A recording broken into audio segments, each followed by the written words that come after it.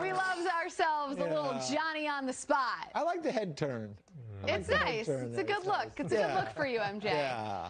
Here is how the segment works. Montages. You do. Here's how the segment works. We're actually doing it a little bit different today. We are going to make a statement, and Johnny has to argue that statement, whether he agrees with it or not. He just has to argue that point. Yeah. So Johnny's going to do that. EJ, you can just respond however you want. However I want. But Johnny is going to be put on the spot. So here is the first statement, because Mike Johnson is a very good arguer. This is where this is born. Exactly. Taylor Hall was the best trade acquisition in the East. How many other former MVPs were traded? I'm thinking none. So, yeah, he's the best trade acquisition in the East and probably the entire NHL because of what he can do and the fit and how perfect it looks like it should be in Boston. Second line with good players on a good team with good structure, everything he's been craving. And don't let the 2 goals at 2.3 shooting percentage fool you. Yes, he's not going to score 40 or 30 anymore, but he drives play, still puts up a lot of assists, and can help tilt the ice. He's still a dynamic offensive player who's just been snake bitten for like a year and a half. So I think if that goes away, he's the best player. He's Taylor Hall, a former MVP. Who else could be better, EJ? I'll tell you, that's some snake bite. That's a cobra. I mean, you better find an antidote to that snake bite. Year and a half or longer. Ow! I'll tell you, stay away from that one. I would say this, you know, I know that he's a little longer in the tooth, but Jeff Carter, now he's had a pretty bad snake bite as well, but he won 2 Stanley Cups, so, you know, if he's feeling up to it, maybe he can be helpful for the Penguins. But I tend to agree with you because Taylor Hall is just a good fit in Boston. Yeah, that was good. That was well played by you. Ow. I'm still trying not to. Yeah. Some snake bite. Hope we never see that snake, I'll tell you. We'll see if he's cured out in Boston. Okay, statement number 2. Nick Foligno is the piece to get the Maple Leafs to a Stanley Cup final. That's your argument.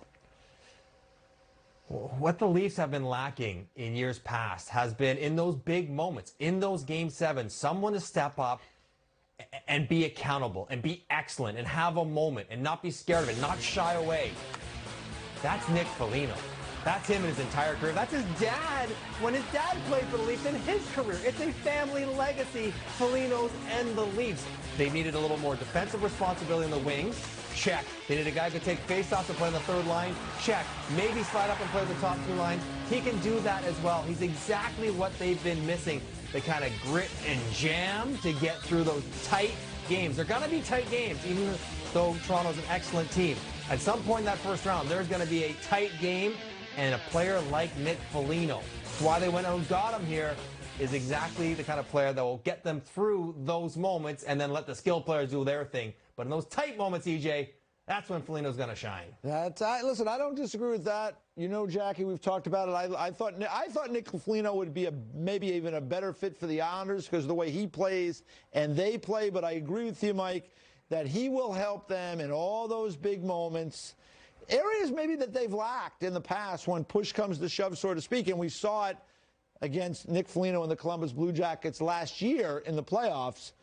So maybe he will be that piece. Well, yeah, what did we hear from Mitch Marner in the postseason? We weren't hard enough to play against. Well, Nick Foligno is hard to play against. Yes, he is. And they know that from facing him. But there is a parallel, too, I think, from this acquisition to Tampa, adding Coleman and Gaudreau. It seems like a similar addition to the lineup.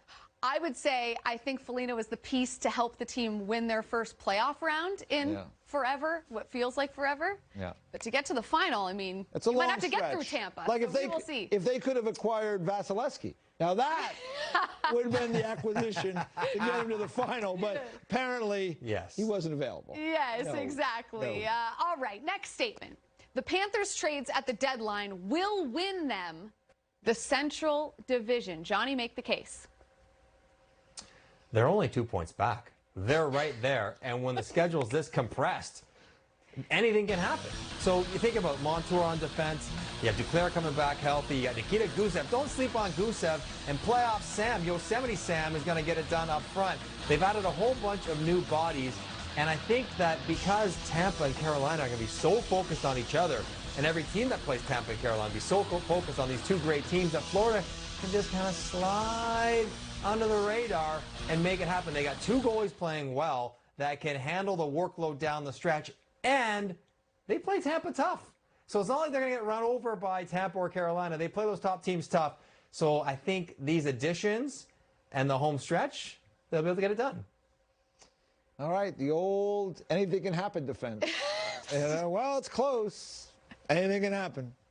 No, I think they help, those additions. I just don't know if at the end of the day, Johnny, they're just as good as the Tampa Bay Lightning or the Carolina Hurricanes. The additions help for sure. Yeah, that's with a fair point by you. The additions help. It's just, and then let's face it, you can't replace Aaron Ekblad, so that's a big loss for them. I think a lot will depend upon how their goalies play, quite frankly. I mean, Bobrovsky has been better. Driedger's been good most of the year. But also, I think, too, and I hate to do this with still 15, 16 games left. But go ahead. Who are you playing down the stretch? Are you getting the job done? Because Carolina did not get the job done against the Red Wings last night. Correct. You could say, it's one game, it's whatever, and like Carolina's, playoff life is not in jeopardy. But those things matter. I think that's why we heard Rod Brindamore say the things that he said last night. Because at this time of year, down the stretch, first place in that division, it matters. And if Carolina misses it by 2 points because they couldn't beat the Red Wings, well, there it is. Well, Tampa has lost to the Red Wings, too. I think Florida has lost to the Red Wings. These are the things that happen. These games, at the end of the day, they're playing a lot of games. Johnny, I would ask you this because I want to give a big shout out to the players in particular in this case because I just think this has been so difficult, more than I even thought. As the season has gone on, I watch games some night, and you could see the fatigue with some of these guys right now. This has been a real challenge. I give them all a lot of credit for battling through this. Guys are grinding, both physically, of course, trying to play every night, but mentally, emotionally. Like with all that's going on in the league, in the world, in their lives away from the rink, to try to ramp it up and find that juice every night, it's not easy. And they've done a pretty good job, more nights than not, playing like it's a normal season because it's anything but. Yeah, we heard Owen Newkirk talking about the Stars and their schedule, right? It's like 4 games a week, every week, back-to-back on the weekends. Like, they're a little bit more condensed because of the things that have happened around their season, but it's wild. It's wild. And so for the teams that make the playoffs, it's gonna take a lot to get to the Stanley Cup final and actually win this thing. Yeah, no doubt. I mean, that battle between Dallas and Nashville, like just what Owen said, I didn't even take that into account. The fact that Dallas I forgot they have this crazy schedule. Boy, it's just going to be tough.